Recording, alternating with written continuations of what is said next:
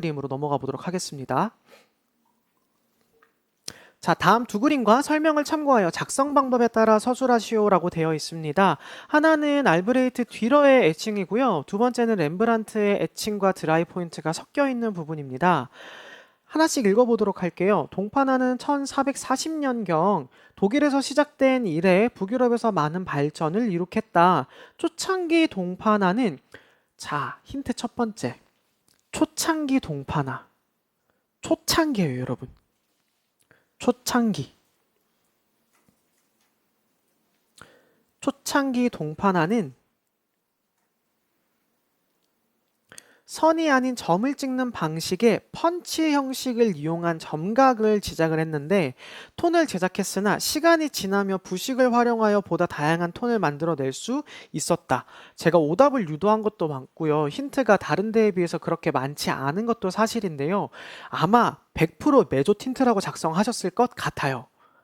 의도한 바예요. 메조 틴트라고 사실 적으면은 제가 볼 때는 이것도 메조 틴트의 일부라고 보기는 해야 되는데 사전에 있는 내용을 그대로 가져오다 보니 정답은 뭐였냐면요. 기억엔 도티드 프린트입니다. 이 도티드 프린트는요, 여러분 네이버에 검색 한번 하시면 미술대사전에 도티드 프린트가 그대로 나올 거예요. 동의어로 뭐라고 나오냐면 크리블레라고 나와요. 이게 뭐냐? 점을 찍어가지고 만들어내는 거예요. 이 도티드 프린트가 나중에 인그레이빙을 만나고 나중에 도티드 프린트가 점이 아니라 로커나 룰렛 같은 걸 써서 발전하게 되면 뭐가 된다? 메조 틴트가 되는 거죠. 그래서 지금 여기에 메조 틴트의 가장 중요한 뭐가 안 나왔어요. 룰렛이나 라커가 안 적혀 있어요. 만약에 그것까지 적었으면 메조 틴트예요. 그래서 고민을 조금 하다가 이거 어차피 모르실 테니까 이번에 점검하고 넘어가자. 메조 틴트라고 물어보게 되면 당연히 로커나 룰렛을 같이 써야 되고 필수 키워드로 나오게 될 거예요. 근데 여기엔 그게 없고 초창기라는 게 있어서 도티드가 나왔다. 아, 이런 단어들도 있구나. 사전 점검용으로 그냥 넘어가시면 되고요. 메조 틴트라고 적으신 분들 틀렸다는 게 아니라 잘 적으신 게 맞고 그렇게 접근하시는 거 맞아요. 이거 아는 사람 거의 없어요. 그래서 지금 체크해 드리는 것 뿐입니다. 그리고 나아가서 드라이 포인트로만 제작하였을 때에는 파낸 선 주변이 꺼끌꺼끌하게 일어나는데 이거의 명칭이 뭐죠? 버가 되는 거죠. 버 다른 말로 거스러미도 맞습니다. 상관없습니다.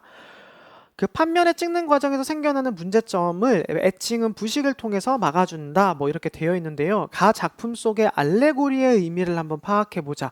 이런 문제들이 종종 등장해서 이건 여러분들 한번 체크만 하고 넘어가자는 겁니다. 이 문제에서 이거 여러분들 많이 맞출 거라 생각 안 했어요. 당연히 틀리라고 냈던 문제니까 아, 이번에 점검하고 넘어가는 거다 생각하면 되고요. 가장 중요한 전체적인 의미는 기독교적인 신앙심입니다. 신앙심. 그래서 나아가자라는 의미. 그래서 도덕적인 마음가짐을 가지고 나를 유혹하는 모든 것들을 이겨서 나아가자라는 의미를 지니고 있고요. 여기 있는 이 해골 같은 것들 같은 경우에는 죽음을 의미합니다. 해골이 모래시계를 들고 있는데 이거는 죽음을 의미하고 있고요. 뒤쪽에 염소 얼굴이 있는데 얘는 악마를 의미합니다. 말 그대로 기사는 흔들림 없이 앞으로 나아가는 존재이기 때문에 기독교적인 교리, 기독교적인 신앙심 자체라고만 적어도 상관없어요. 도덕적 이상과 믿음을 강조했는데 우리가 뒤로 하게 되면은 다양한 것들 수채화도 하고 유화도 했다. 그 다음에 예수님을 따라갔다. 다양하게 있지만 그 와중에도 이 사람이 에라스무스 추종자였기 때문에 남겨져 있는 파나 같은 경우에는 거의 대부분의 주제가 뭐였냐? 종교화였습니다. 그 중에서도 루터나 칼뱅 그런 쪽으로 이제 북쪽에 있는 그 종교 개혁기에 특징을 지니고 있어가지고 뭔가 성상화처럼 이상화된 성인을 그려내는 게 아니라 누구를 그냥 성상화에서 뭐라는 그 알레고리 같은 요소들을 접근을 시켜서 북유럽적인 요소를 나타내고 있는 그림이라서 알레고리로 알고 넘어가는 게 중요하고요. 옆에 있는 렘브란트가 나에 있는 그림보다 훨씬 더 빛이 좋은 이유에 대해서 쓰라고 적혀 있는데 저는 여러분들이 혹시라도 렘브란트 라이팅을 적지 않을까라고 생각을 했거든요. 근데 적으신 분은 거의 없어요. 다행이에요. 렘브란트 라이팅은 파나에는 거의 적용이 안 되어 있어요. 뭘 적어줘야 될까요? 애매하다 싶으면은요, 극적 명암이라고 적어주셔야 되고, 극적 명암. 그게 아니라면 뭐 테네브리즘이라고 적어주셔도 상관은 없어요. 그리고 뒤쪽에 어두움을 묘사를 안 했죠. 그래서 점진적으로 부식이 돼서 뒤쪽에 무언가가 있을 거다라고 하는 암시를 하고 있는 상황이라고 보시면 됩니다. 빛이 앞쪽에 딱 때려져서 극적인 공간감을 만들어내고 있기 때문에 훨씬 더 공간감이 잘 드러나게 되는 거구나 라고 파악하시면 됩니다. 그리고 표현 방식도 보게 되면 가 같은 경우에는 해칭이기 때문에 뒤쪽도 아주 세밀하게 묘사를 다 해준 편이에요. 근데 여기서는 해칭보다도 오히려 무엇에 부식이라는 방법을 훨씬 더 효과적으로 사용을 했다라는 것. 그런 차이점을 지니고 있다라는 것. 그래서 답을 보고 여러분들이 체크를 하면 되는 거라 이거는 답지 안 보고 그냥 넘어가도록 할 겁니다. 다만 여러분들이 이제 이걸 통해 가지고 메조틴트는 룰렛과 로커라는 키워드가 꼭 나와야 된다. 그리고 도티드 프린트라는 것도 있구나 라는 거 그냥 알고 넘어가시면 되는 정도. 그리고 두 번째, 만약에 제가 다음번에 파나를 문제를 내게 된다면 버 냈잖아요. 그럼 버에서 파생돼 가지고 문제 비교점으로 낼 수 있는 거 뭐가 있을까요? 버 가지고 단답으로 벌을 냈지만 사실 이거 낼까 저거 낼까 고민하다가 스터디 하셨던 것 중에서 도티드 프린트라는 내용이 있기 때문에 그걸 내본 건데 누가 이거 자료 주셔가지고 드라이 포인트랑 인그레이빙의 가장 큰 차이점 버가 있다 없다. 그럼 드라이 포인트가 여기다 적을게요. 적어야지 여러분들이 정리가 되실 테니까.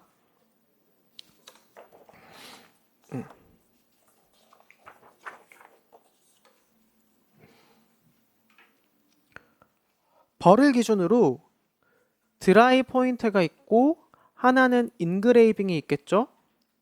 그럼 드라이 포인트는 일단 버가 있고 인그레이빙은 없어요. 자연스럽게 드라이 포인트는 버가 얘가 볼록판이 아니라 오목판이잖아요. 그 동판이잖아요. 동판 프레스에 찍겠죠. 근데 그 버가 시간이 지나면 어떻게 되겠어요? 깎여 나가겠죠.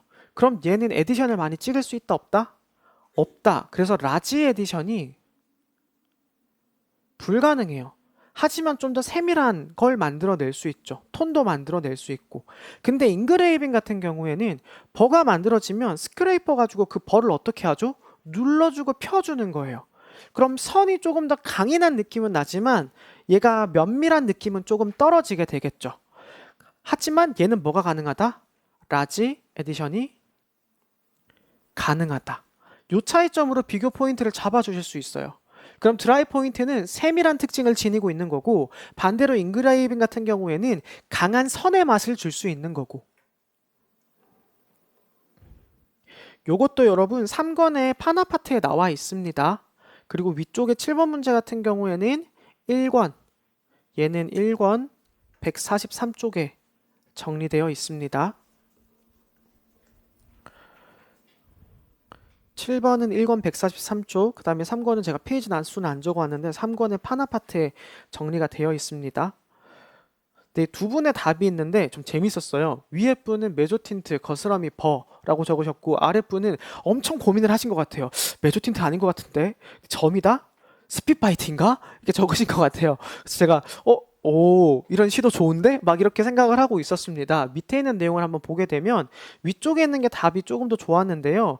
가 작품은 전체 열린 공간으로 예수의 오른쪽 상단 화면을 테네브리즘 기법으로 극명한 명암을 주어 앞과 뒤에 공간감을 나타내었고 가에 닫힌 공간에 비해 확장감을 주고 어둠 속에 무언가 있을 것 같은 암시를 설명해 줬다. 지금 여기서 체크해 준 부분에서 거의 버려지는 게 없죠. 키워드가. 잘 작성하셨어요. 그리고 애칭으로 선이 강조되었지만 나는 드라이 포인트의 효과 버 효과로 인해서 윤곽선의 번짐으로 인해 회화적인 느낌을 줬다. 얘는 사실 채점 대상까지는 아니지만 부수적인 키워드로 이런 것까지 이 사람이 알고 있네?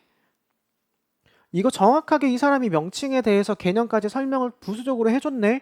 이렇게 되면 채점되는 건 이거지만 여기서 나중에 이 부분이 없더라도 이 부분에서 부분 점수를 가져가실 수가 있는 거예요.